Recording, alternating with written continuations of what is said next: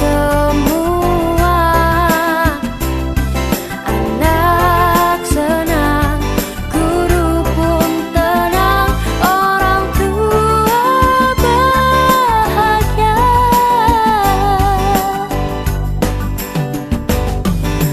Lingkungan bersih, nyaman dan rapi, belajar menyenangkan tanpa kekerasan, penuh dengan cinta, sekolah ramah anak.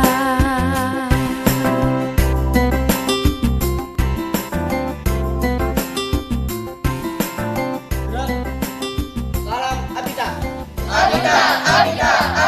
Merah putih, ya. Salam PPK. Cerdas, berkarakter, menyenangkan, luar biasa, hebat. Tepuk PPK. Religius, nasionalis, mandiri, gotong royong, integritas. Hore. Selamat pagi anak-anak. Selamat datang di masa pengenalan lingkungan sekolah SMP Negeri 1 Slawi pada hari kedua. Tetap semangat ya. Materi pertama pada pagi hari ini yaitu wawasan Wiyata Mandala. Pasti kalian bertanya-tanya, wawasan Wiyata Mandala itu yang seperti apa sih? Maka dari itu, simak baik-baik videonya ya. Wawasan Wiyata Mandala. Wawasan Wiyata Mandala terdiri dari 3 kata. Yang pertama yaitu wawasan. Wawasan memiliki arti suatu pandangan atau sikap yang mendalam terhadap suatu hakikat. Kata yang kedua yaitu wiyata. Wiyata adalah pendidikan. Kata yang ketiga mandala. Mandala memiliki arti yaitu tempat atau lingkungan. Jadi dapat kita simpulkan, wawasan Wiyata Mandala adalah sikap menghargai dan bertanggung jawab terhadap lingkungan sekolah sebagai tempat menuntut ilmu pengetahuan. Unsur-unsur dalam wawasan Wiyata Mandala. Yang pertama, sekolah merupakan lingkungan pendidikan. Unsur yang kedua, kepala sekolah mempunyai wewenang dan tanggung jawab penuh atas penyelenggaraan pendidikan dalam lingkungan sekolah. Unsur yang ketiga, antara guru dan orang tua siswa harus ada saling pengertian dan kerjasama erat untuk mengemban tugas pendidikan. Unsur yang keempat, warga sekolah di dalam maupun di luar sekolah harus menjunjung tinggi martabat dan citra guru. Unsur yang kelima, sekolah harus bertumpu pada masyarakat sekitarnya dan mendukung antar warga. Kalian tahu tidak? Sekolah itu ada fungsinya loh. Lalu, fungsi sekolah itu untuk apa? Mari kita simak videonya lebih lanjut. Sekolah merupakan lembaga pendidikan formal, tempat berlangsungnya pendidikan belajar mengajar atau PBM untuk membina dan mengembangkan 1. Ilmu pengetahuan dan teknologi. 2. Pandangan hidup atau kepribadian. 3. Hubungan antara manusia dengan lingkungan atau manusia dengan Tuhannya. 4. Kemampuan dalam berkarya. Fungsi sekolah adalah sebagai tempat belajar karena memiliki aturan atau tata tertib kehidupan yang mengatur hubungan antara guru, pengelola pendidikan siswa dalam PBM untuk mencapai tujuan pendidikan yang telah ditetapkan dalam suasana yang dinamis.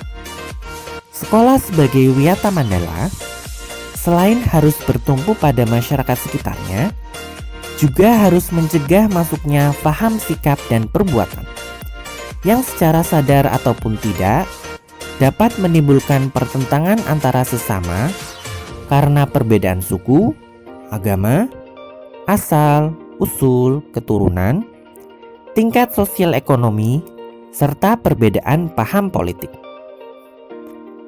Sekolah tidak boleh hidup menyendiri, melepaskan diri dari tantangan sosial budaya dalam masyarakat tempat sekolah itu berada. Sekolah juga menjadi suri teladan bagi kehidupan masyarakat sekitarnya, serta mampu mencegah masuknya sikap dan perbuatan yang akan menimbulkan pertentangan. Hore! Materi pertama sudah selesai. Setelah menyimak video, sekarang waktunya kuis. Tulis jawaban kalian pada selembar kertas folio. Bagaimana dengan jawaban kalian?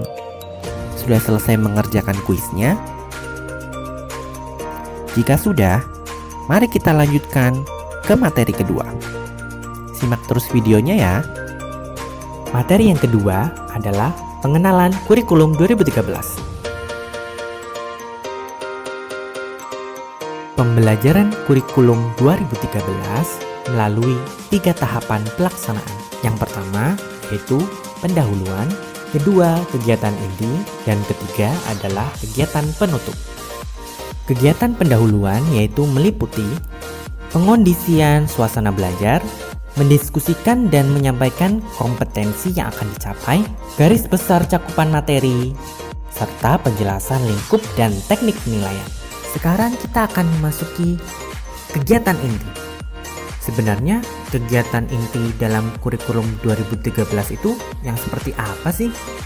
Kegiatan inti merupakan proses pembelajaran untuk mencapai kompetensi yang dilakukan secara interaktif, inspiratif, menyenangkan, menantang, memotivasi peserta didik untuk berpartisipasi aktif, serta memberikan ruang yang cukup bagi prakarsa, kreativitas, dan kemandirian sesuai dengan bakat, minat, dan perkembangan fisik, serta psikologis peserta didik.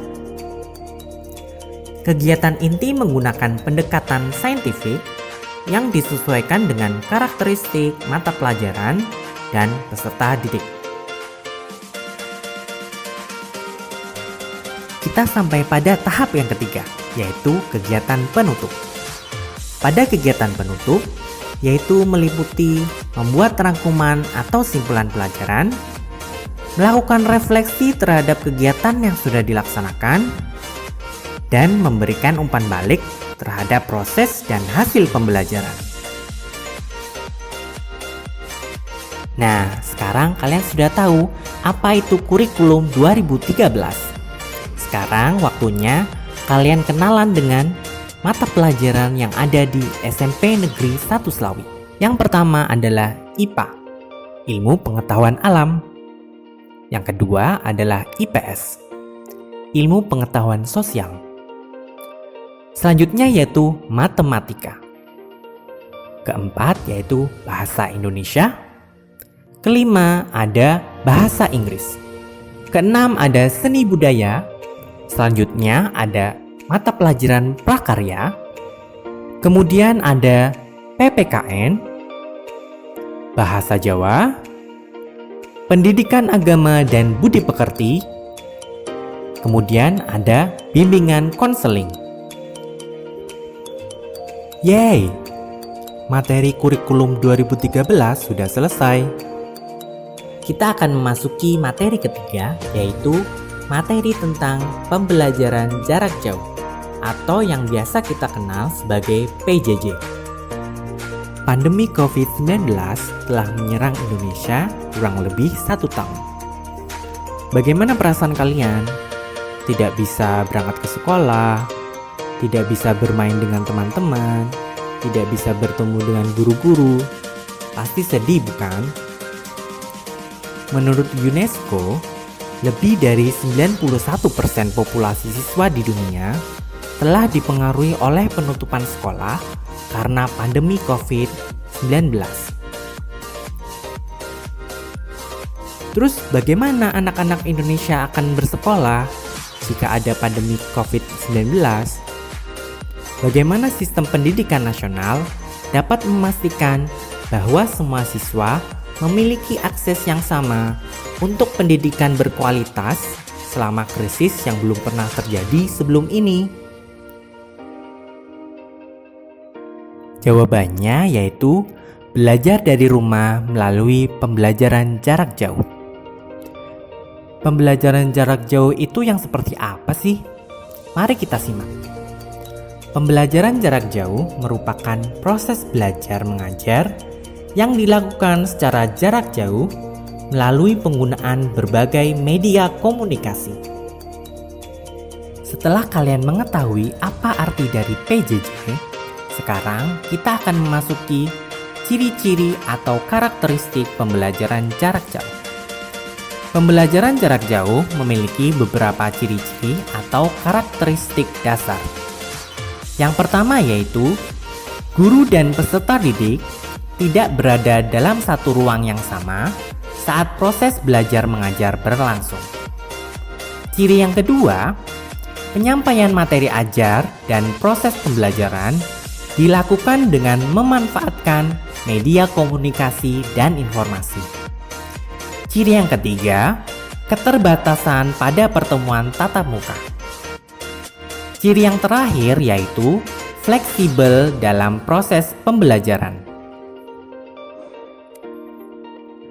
Berikut adalah contoh-contoh teknologi komunikasi dan informasi dalam pembelajaran jarak jauh.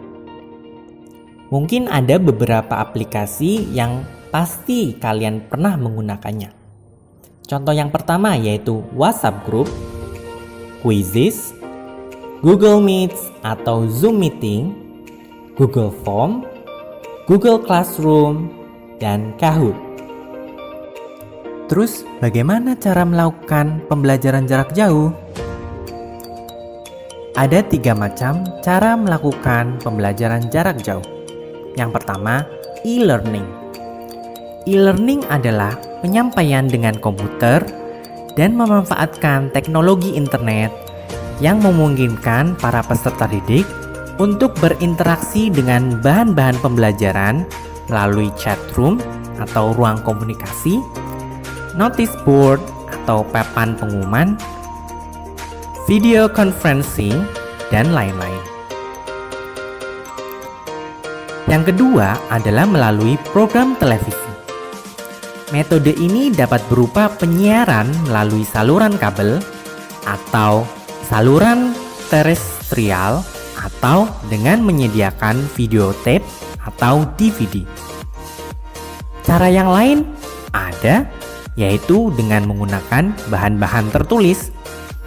Peserta didik dapat mengerjakannya dengan tingkat kecepatan yang ditentukan peserta didik sendiri. Ternyata, pembelajaran jarak jauh ada sisi positifnya dan juga ada sisi negatifnya. Apa sisi positif dan sisi negatif dari pembelajaran jarak jauh ya? Sisi positif atau keunggulan dari metode pembelajaran jarak jauh. Yang pertama, proses pembelajaran dapat dilakukan tanpa dibatasi oleh keharusan pengajar dan peserta didik untuk berada di ruang dan waktu yang sama. Keunggulan yang kedua, penggunaan teknologi komunikasi dan informasi sebagai media pembelajaran menimbulkan biaya yang lebih rendah baik bagi penyelenggara pendidikan jarak jauh maupun peserta didik. Sisi positif yang ketiga, materi ajar dan berbagai interaksi dalam bentuk tulisan yang dikemas secara digital memungkinkan peserta didik untuk dapat membaca kembali berulang-ulang informasi yang tercatat di dalamnya. Sekarang kita akan membahas sisi negatif atau kelemahan dari metode pembelajaran jarak jauh. Yang pertama, minimnya kontak langsung antara pengajar dan peserta didik memperlambat proses terbangunnya relasi sosial dan nilai-nilai yang menjadi tujuan dasar dari pendidikan. Kedua, rendahnya kontrol terhadap proses pembelajaran sebagai implikasi dari cara belajar mandiri yang menjadi titik berat dari pendidikan jarak jauh. Kelemahan yang ketiga yaitu keterbatasan teknologi komunikasi dan informasi yang tidak dapat menggantikan sepenuhnya proses komunikasi dan interaksi secara langsung yang terjadi dalam pendidikan konvensional. Nah, bagaimana teman-teman? Sudah paham kan pembelajaran jarak jauh itu apa? Setelah menyimak video, sekarang waktunya kuis. Tulis jawaban kalian pada selembar kertas folio.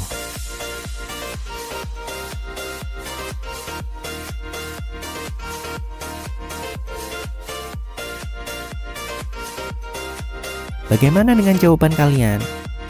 Sudah selesai mengerjakan kuisnya? Tetap semangat ya selama masa pandemi COVID-19. Kalian memang siswa-siswa yang hebat. Sampai ketemu di MPLS hari ketiga. Sampai jumpa.